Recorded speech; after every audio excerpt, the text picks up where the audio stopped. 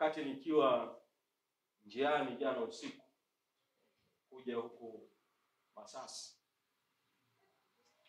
nikapewa taarifa kwamba kwenye mitandao ya kijamii kuna kauli ya msajili wa vyama vya siasa kwamba amempa katibu mkuu wa Chadema wiki moja ili katibu mkuu atoe majibu juu ya barua ambayo imeandikiwa na mwanachama mmoja wa Chadema kuhusu uhalali wa kikao cha baraza kuu la chama tarehe 22 mwezi Januari mwaka 2025 kilichothibitisha uteuzi wa katibu mkuu wa chama, manaibu katibu wakuu na wajumbe wa kuteuliwa wa kamati kuu ya chama. Msajili wa vyama vya siasa amelizungumza jambo hili kwenye vyombo vya habari. Kwa sababu amelizungumza kwenye vyombo vya habari, na mimi kwa nafasi yangu ya mtendaji mkuu, kabla hata haijafika hatua ya kuwasilisha majibu kwa waandishi kwake juu ya hayo ambayo ameshaanza kuyazungumzia kwenye vyombo vya habari, nataka niwahakikishie tu wanachadema na Watanzania juu ya hiyo tuhuma ambayo msajili wa vyama vya siasa ameisemea kwenye vyombo vya habari kwamba sema kwamba tunapaswa tuwe tumepeleka majibu. Chadema inaongozwa kwa mujibu wa katiba. Sisi tunaheshimu sana katiba ya chama, kanuni, maadili na itifaki ya chama. Ibara ya 6.22 ya katiba ya chama inahusu uhalali wa vikao vya chama, na ibara hii ina sehemu mbili juu ya akidi ya vikao. Hapa nitazungumza juu ya hoja ya akidi ya vikao. Sehemu ya kwanza ni ibara ya 6.22a na tamka maneno yafuatayo: kutahitajika akidi ya 50% ya wajumbe kwenye kikao halali cha ngazi ya kawaida. Alafu 6.22b nazungumza akidi nyingine: lakini vikao halali vya kurekebisha au kubadilisha katiba au vya uchaguzi na sera za chama vitahitaji akidi ya 75%. Kwa kuna akidi za aina mbili katika chama cha Chadema. Kuna akidi ya vikao vya kawaida vya maamuzi na kuna akidi ya vikao vya maamuzi maalum ambayo kwenye katiba yametajwa ni mambo yafuatayo: moja, kama kuna agenda ya kubadilisha katiba ya chama; pili, agenda ya uchaguzi wa chama; tatu, agenda inayohusu kupitisha sera za chama. Kikao cha baraza kuu cha tarehe 22 mwezi Januari mwaka 2025 hakikuwa na agenda ya uchaguzi, kwa sababu nakumbuka na hili nilieleza vizuri sana mbele ya baraza kuu. Baada ya kuwa katibu mkuu, nimepokea rufaa juu ya uchaguzi wa wajumbe wa kamati kuu wa kuchaguliwa. Agenda ya uchaguzi ikawa si sehemu ya agenda ya kikao cha baraza kuu cha tarehe 22 mwezi Januari mwaka 2025. Baada ya kuondoa agenda ya uchaguzi, kikao kikaendelea na agenda za kawaida ambazo ni kuthibitisha uteuzi wa katibu mkuu na manaibu wake na kuthibitisha uteuzi wa wajumbe wa kamati kuu waliokuwa wamependekezwa na mwenyekiti. Agenda hizi za kawaida zinaongozwa kwa mujibu wa katiba ibara ya 6.22a kwamba akidi ni 50%. Katika kikao cha baraza kuu cha tarehe 22 mwezi Julai, idadi ya wanachama viongozi waliokuwepo, wajumbe wa baraza kuu ambao walisaini wenyewe, sio tu kwa kuandikiwa majina, bahati njema sana kwenye kikao kile cha baraza kuu kila mjumbe aliandika jina lake kwa mkono wake mwenyewe, cheo chake kwa mkono wake mwenyewe, eneo lake analotoka kwa mkono wake mwenyewe, nambari yake ya simu kwa mkono wake mwenyewe, na akasaini kwa mkono wake mwenyewe. Jumla ya wajumbe 234 sawa na 56.8 walihudhuria baraza kuu, na tunao ushahidi wa mahudhurio yao. Wanataka kuwaambia wanachadema na Watanzania, muwe na amani na muwe na imani. Mchezo huu haramu unaohusisha ofisi ya msajili na baadhi ya watu ndani ya chama, mbinu hizi haramu, nataka muwe na hakika tutadhibiti kama ambavyo tumedhibiti mbinu nyingine haramu ambazo tutakabiliana nazo kama chama.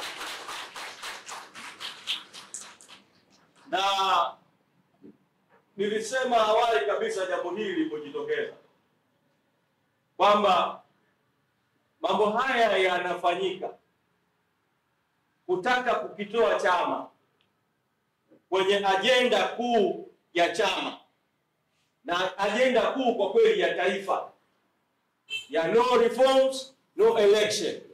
Bila mabadiliko hakuna uchaguzi. Kwa wanachadema kote nchi nzima na Watanzania, msikubali kuondolewa kwenye ajenda kuu. Tuendelee na mapambano ya no reforms no election. Bila mabadiliko hakuna uchaguzi. Na kwa msajili wa vyama vya siasa, kwa kuwa ameamua kuzungumza na vyombo vya habari, ofisi yake imeamua kuzungumza na vyombo vya habari, msajili wa vyama vya siasa awaeleze Watanzania. Sisi Chadema tunaheshimu katiba yetu, lakini msajili huyu ni mteule wa watawala. Awaeleze Watanzania alikuwepo kwenye mkutano mkuu wa CCM wakati CCM inakiuka katiba ya CCM kwenye kumpitisha mwenyekiti wa CCM Rais Samia kuwa mgombea urais pekee, kwenye kumpitisha mgombea mwenza wa urais.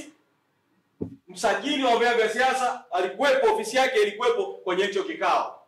Awaeleze Watanzania ni hatua gani mpaka sasa msajili wa vyama vya siasa amechukua dhidi ya CCM na Rais Samia na viongozi wengine wa matendo yaliyofanywa na kule Dodoma.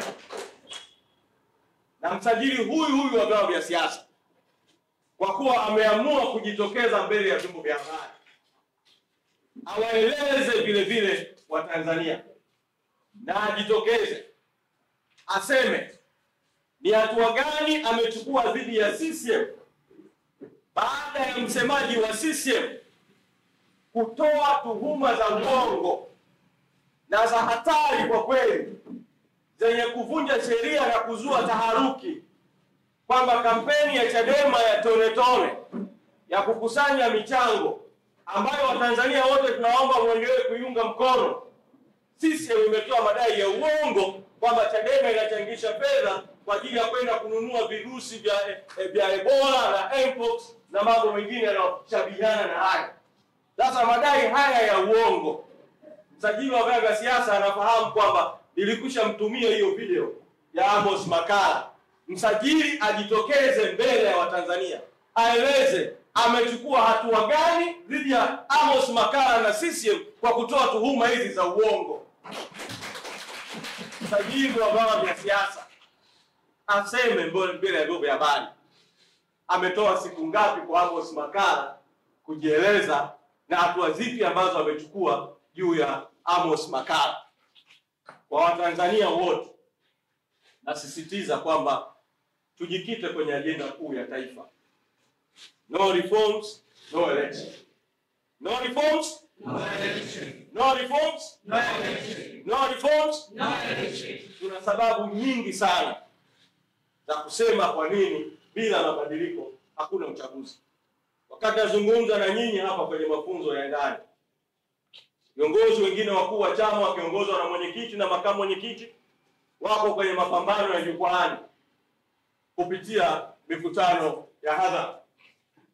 Na nyinyi sasa wako kanda ya Nyasa, sisi tunakuja kuendesha mafunzo, maandalizi yataendelea, Mapambano haya ya mikutano ya hadhara yatafika vile vile kwenu kanda ya kusini mpaka kieleweke.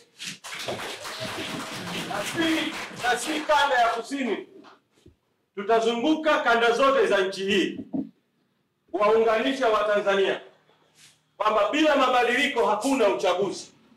Madhara ambayo tumekwisha yapata kama taifa kwenye chaguzi za ovyo, uporaji wa demokrasia kwenye uchaguzi wa vijiji na vitongoji 2019, uporaji wa demokrasia kwenye uchafuzi wa mwaka 2020, ubakaji wa demokrasia uliotokea kwenye uchaguzi kinachoitwa uchaguzi wa tarehe 27 Novemba mwaka 2024.